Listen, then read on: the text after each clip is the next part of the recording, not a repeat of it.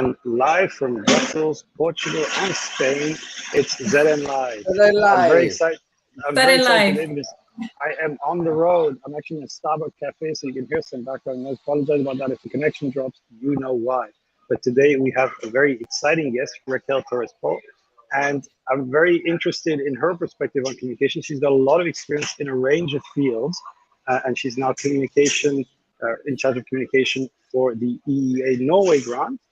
And she also deals with social media and a couple of other areas. Actually, we were talking about AI a few weeks ago.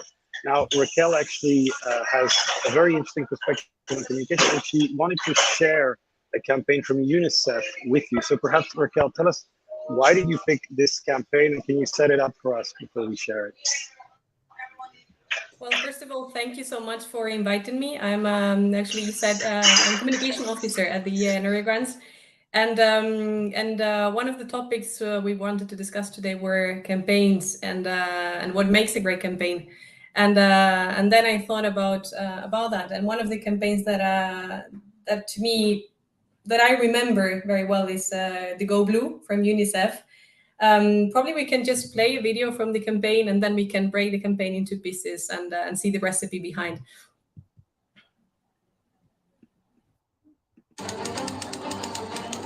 We need more blue.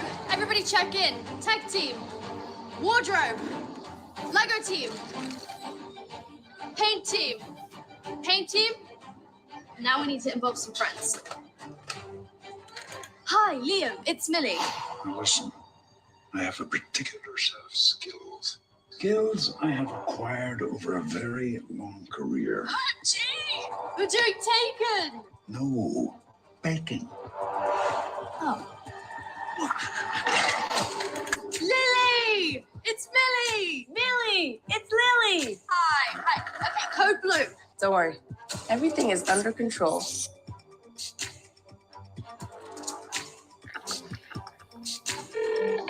Dua. Millie! Babe, what's up? I know you're busy, but code blue. You need to go blue. Go blue. Same blue. Oh, and you'll see everything in blue. Let's run that one more time. Let's try this one. I repeat, this is your code blue. Don't worry, Millie, I'm on it. Orlando, you're the best. We need everyone to go blue. Camera team, let's do this.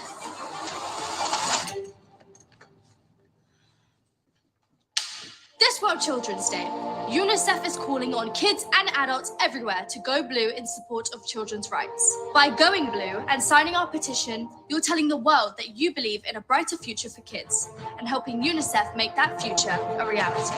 Go blue this World Children's Day. Go blue! Hi! Hey, it's Blue Alipa.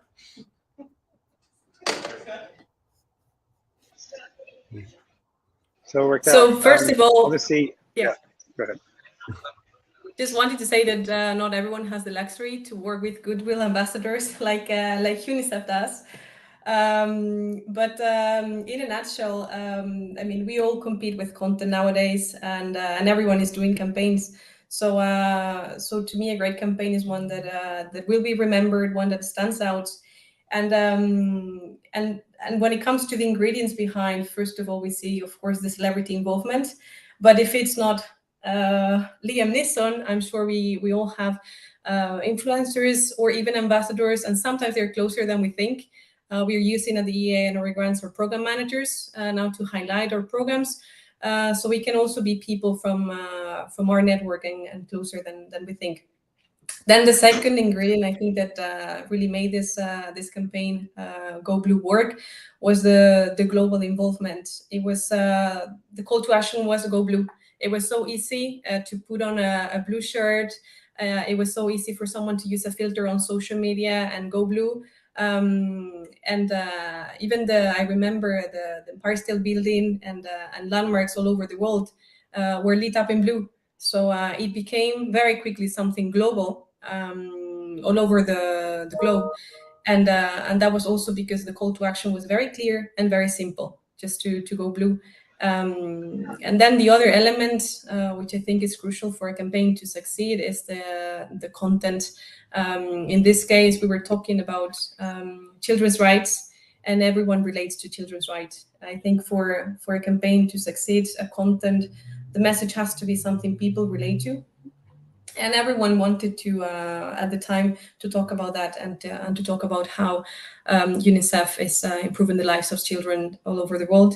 And connected to that also the visuals that they used and what I call the wow factor, what really blew people away. Yeah, no, I think it's very good. And I would say, the three things that I would take away from this campaign. First is the simplicity of the call to action. And I think it's often, you often struggle with how can we do something that people can easily do, which doesn't require too much logistics, doesn't require them to do too much work to show support for the campaign. So simplicity is one thing.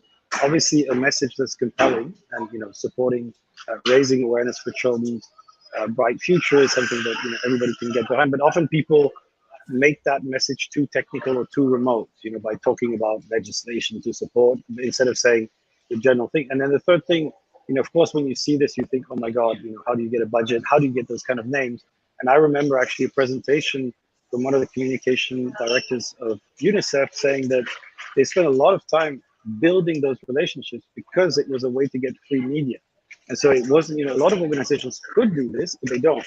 And so, the idea is to say, how can we find people in our ecosystem that believe in our ideas and that could come behind this particular topic? So I think that's very interesting. Now we're coming towards the European campaign for the elections. And, we're going to see multiple different campaigns, some from, of course, the MEPs, some from the parties, and then some from the parliament itself about the election. So, that there are lots of different messages here. So what are your thoughts on the challenges of this campaign? I think it's a very, very difficult campaign, because you have the national issues, the local issues, the European issues. They're often in conflict, and then a lot of people just don't understand, who and what they should vote for. So what are your thoughts on this? And I think you wanted to share a particular story, an example on this. Yes.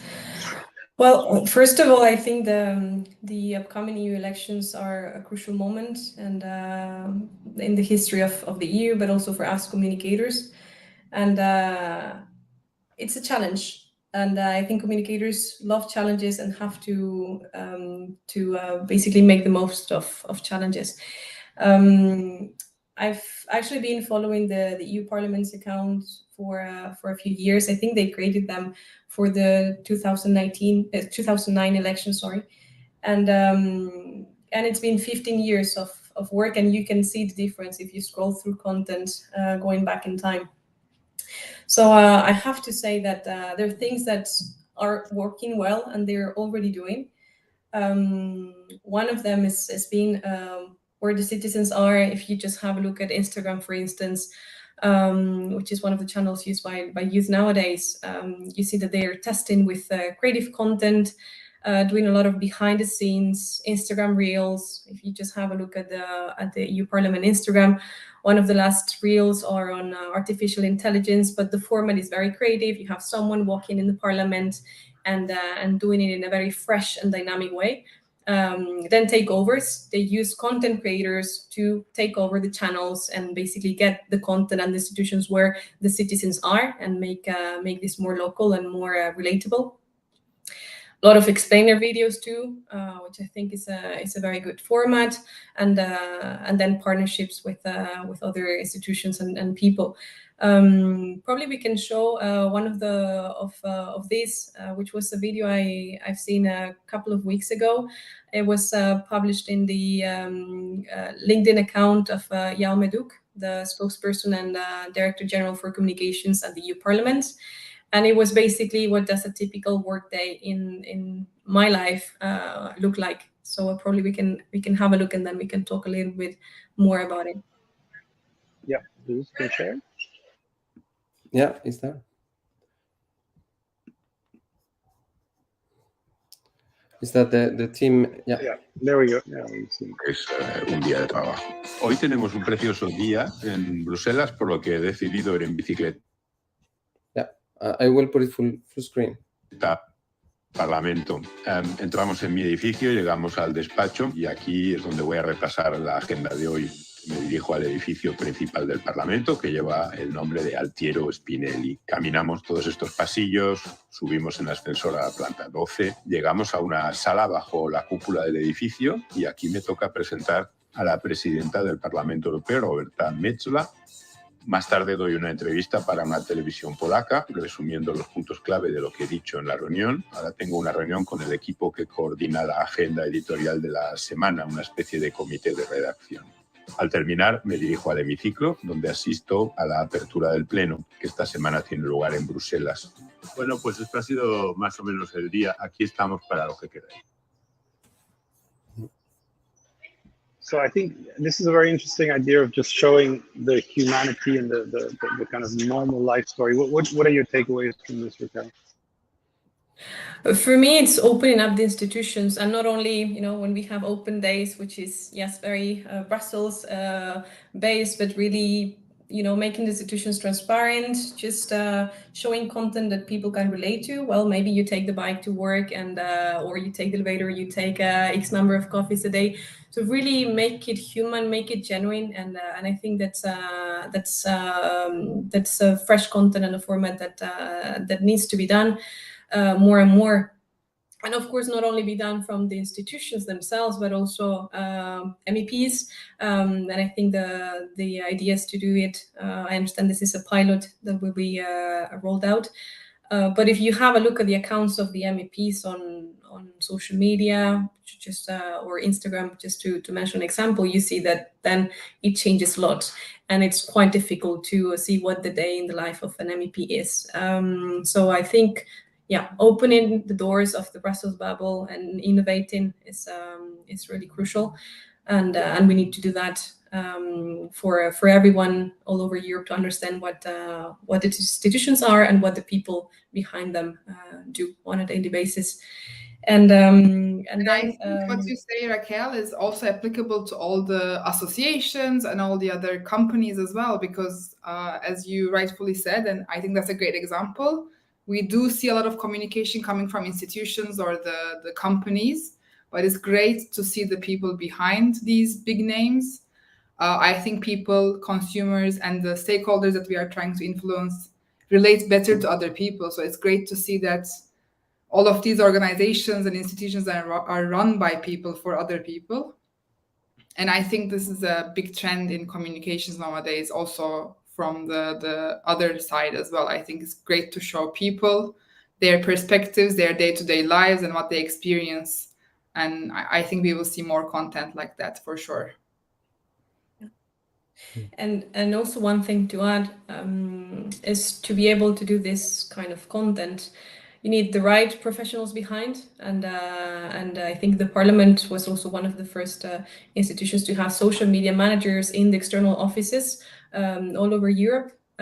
So having the right professionals and communication experts behind, and then to do a lot of listening, social listening, to engage with people. Like, it's so important that the institutions and the people behind them engage in a genuine way with people, and also listen to the online conversations. And remember, this time I'm voting, it was just meant to create this community where people could talk about the campaign and the election. So I hope this we'll see more and more of this in the months to come.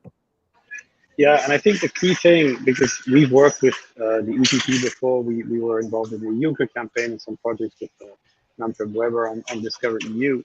And the thing that we're always trying to say is that, they need to tell a more personal story, and they need to stop being, in a too safe environment, because if you're sitting at a desk with the perfect light and the thing is being repeated multiple times, it doesn't feel real. And, we're having this experience right now. We're talking from different places. It's not the perfect light, as you can see on my side, but these are real conversations. And I think the key thing for MEPs and for institutions is to create a kind of schedule. For example, we do this ZN Live every week, and we try to make sure that we're consistent. And it doesn't really matter if, we're not going to find the perfect light, the perfect place. It's just to continue that conversation and to discuss things with other people on different perspectives. I think the issue with a lot of politicians and MPs is that they struggle with this idea of kind of being, just not being in control of the medium and allowing themselves to be, with a sound that might not be great and different things. How good do you think the parliament is now in this digital age of campaigning? Do you think they've actually, do they have those skills, or are they still far behind other politicians in say, the national elections? That's a very good point, and I think it connects with the Dare to Try. There was one also pilot published by the Spanish account of the EU Parliament recently with a ping pong, the table tennis idea. So basically, it's a Q&A where they ask questions to MEPs very fast, but in the back you have the sound of the ping pong, so the table tennis, and it's fresher, more dynamic. But they have to dare to try that. They have to dare to try new formats and fresh formats. It's essential. Yeah, and I mean, we did a really fun campaign with Juncker, a little campaign on digital communication. With you don't have to be a tech to believe in technology, and basically it got a lot of views, over 1 million views, and it was done with Jean-Claude Juncker himself. But I think what was interesting, maybe Jesus, you can comment on that because you were there. This required us to kind of do something very quickly, and we didn't have that much time. Actually, Juncker did it very fast. So, what was your takeaway from how you sell this and execute this with high-level politicians? So actually, it's true that one in particular that you're talking about was a real challenge, because it was like a several minutes on one shot that we had to do for the video. So sometimes we confronted these kind of situations. We couldn't even repeat the shot in case there was an issue, but at the end it went very well. I've seen myself as part of the creative team as then experimenting and using, as you're saying, Raquel, new tools all the time. I remember at the time of the GoPro when it came out, having people walking around with the GoPro in different places, and so like this, taking videos that were showing actually how associations or corporates or even on the political space, how they were doing their everyday life. So I like what you just showed a moment ago. Others like experimenting with WhatsApp, even, for example, how to send messages. Now audio messages in WhatsApp or conversations on audio is getting trendy even on campaigns. In Spain during the elections right now, they're starting to use it a lot because it's a good way of creating more proximity with the people and the candidates to the people. So yes, I agree. Sometimes it's challenging because we are working with people and references that they are on the rush, that they're having many things during the day. So you have very short time to make the video. With Manfred Weber, I remember also at the time he didn't have enough time to do the video, so it was like, okay, we have half an hour. In this half an hour, everything needs to be done. So it's always a challenge, and as you say, is to be really prepared, to have an idea that can fit on the space, and at the same time to have the team that actually can support and create the piece at that moment. So I will. And Raquel, I want to come back to you. When you meet young communicators or young interns who are starting their career, what do you think they need to do in this new environment? What kind of skills do you look for the most, and what would your advice be to them? If I take bits and pieces from what we've discussed so far, I would say tip number one is to adapt, to be able to adapt to everything. I mean, social media is a thing nowadays. Probably social media won't be a thing in the future, so it's crucial that communicators and young communicators nowadays have that mindset, and then connected to this, the learning aspect. Never stop learning. It's I think key for everyone working in comms, to learn and continue learning. Then I would also say that it's very important just to connect, and sometimes it's so simple, to drop a message on LinkedIn, to connect with other communicators, ask to go for a coffee, talk to people, and really that connectivity. And I think the last tip would be to do what you love. And probably not, if you cannot do that as a young communicator, try to do that when you're a bit older, but really find that passion and try to do that, or do that from the very first moment. Yeah. No, I would, we firmly believe this never stop learning philosophy is something we completely embrace it today. And, a lot of people talk about it and it's hard to do. I think it's very important, because although everybody agrees that it's a good thing, in practice, the question is how do you keep learning without struggling all the time, without being uncomfortable all the time? And then you said adapting, so you have to adapt to different situations like now, and basically, make sure that you're okay with things that don't go to plan. So adapting is critical. And the networking is also interesting. I think people they underestimate how willing people are to talk to them and give them advice. I think one piece of advice I would tell young people is go talk to people, reach out to them. They're actually much less, a lot of the time, they're quite happy to have a 10, 15, 20 minutes, half an hour conversation on a given topic. So I think, that's something that would be a very good takeaway. Okay, so now we're going to go to our recommendations. So roll jingle.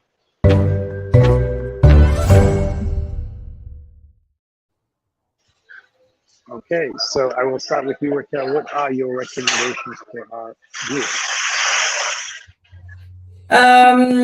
Well, you asked me to think of a few things, accounts and podcasts. So I can start with accounts. I've mentioned already the EU Parliament earlier when it comes to the elections and ahead of the elections, and I think it's a moment to recommend and also to praise them for the work they've been doing. I think it's quite clear for any communicator, if they go into their channels, they'll see the difference content-wise. And what I mentioned earlier, that they're to try, testing new formats, even if it's the account of the EU Parliament, you have to try and probably fail and then succeed. So I think that's my number one recommendation. I also have one more account that I want to recommend, and that really impressed me. It's EUIPO. It's the European Agency for Intellectual Property. It's Intellectual Property Office. And if you have a look at this account, you will see that the tone they use, the kind of content they make is very fresh. It's fun for tricky content like intellectual property. So they make it fun. Just recently, they published a video imitating the Beatles, in the crosswalk, and I really like and admire entities and institutions that try with the fun and go with that cool approach. I actually have one example to show if we can. It's from that viral moment when Shakira published this song, mentioning a few brands, and and here we see a post where they basically highlighted Casio and Rolex. Of course, the topic was trending, but have a look at the numbers. They got, I think, more than 1 million impressions on Twitter. I don't know how many people started following after this, but I know they were on TV in Spain, and even in Brussels, some newspapers also covered this. So you just see, you have to be there in the right moment, but also have this mindset and really try with formats like this and make difficult topics interesting. So those are when it comes to accounts. Do I mention the others or? Yeah, go ahead, and we'll just share them in the comments with you. So podcast is my morning commute friend. It's the digital marketing podcast. I listen to it in the mornings when going to the office.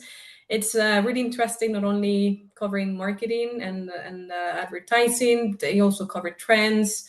I think it's a very interesting podcast for communicators.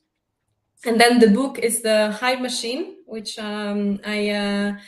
I bought when I was taking a flight 2 years ago, and I think it's quite interesting nowadays ahead of the elections. It covers the manipulation of opinion through social media, but it also goes deeper into social media and helps people understand the algorithms and the ins and outs of social media. So really recommend that one too. Okay. Anything else? So thank you. That's very interesting, and we'll share the links in the comments. I want to give a shout out to MEP Assistant, who's a channel on Instagram and Twitter, quite active in different things. MEP Assistant, and basically talking about a lot of interesting kind of topics that are slightly off the agenda, but with some humor. So that's one thing that we particularly appreciate at ZN. I want to give my own recommendation. I also like to listen to podcasts during road trips, and actually we've been making a road trip all the way from Brussels to Portugal. So that's been a long road trip, and I've been listening to S-Town, so Ship Town. Actually, sorry for the swear word, but this is actually a podcast from the makers of Serial, the New York Times. So very high quality podcast talking about kind of a slightly kind of murder mystery in a small town in America, but with a lot of interviews and an in-depth story. If you've liked Serial, one of the first kind of breakthrough true crime podcasts, this is something for you. And if you want to listen to something on a long trip, like many hours, it's great to build up on the story. So I think that's all we have time for today. Thank you so much for joining us, Jesus, Ira. Thank you for coming in and helping to make sure that everything doesn't crash the last time. Raquel, it was great to have you. Let's continue our conversation online. Have a fabulous sunny weekend, and enjoy Sevilla and enjoy Brussels, everyone. Bye-bye. Thanks for having me.